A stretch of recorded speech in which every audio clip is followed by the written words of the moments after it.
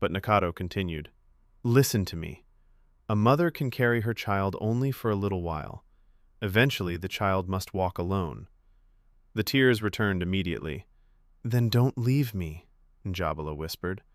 I don't know how to walk alone. Nakato closed her eyes briefly, because there was no answer she could give that would ease either of their fears. The day Nakato died felt strangely ordinary. The sun rose as it always did. Birds sang. Neighbors prepared breakfast. Somewhere children laughed while playing. The world showed no sign that it was about to break a young woman's heart. Njabala had fallen asleep beside her mother's mat during the night. When she woke, she noticed something unusual. The room was quiet. Too quiet. Her mother's breathing, which had become shallow and labored in recent weeks, was gone. For several moments she simply stared, unable to understand what she was seeing. Then reality struck.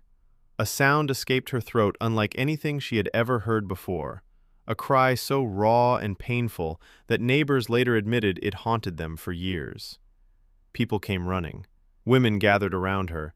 Men spoke in hushed voices outside. But none of it mattered. Njabala felt as though the world had split open beneath her feet.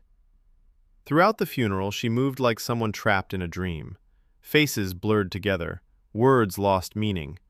Even when the grave was filled and mourners began drifting away, she remained standing beside it, staring at the fresh mound of soil and waiting for her mother to somehow emerge and explain that a terrible mistake had been made. The weeks after the funeral revealed how quickly sympathy fades when life continues moving forward. Relatives visited often at first, bringing food and offering comfort. But gradually their conversations shifted. They stopped asking how she was coping and began discussing practical matters. Who would care for her? What would happen to the property? When should marriage negotiations begin? Njabala listened to these discussions with growing panic. She wanted to grieve. She wanted time.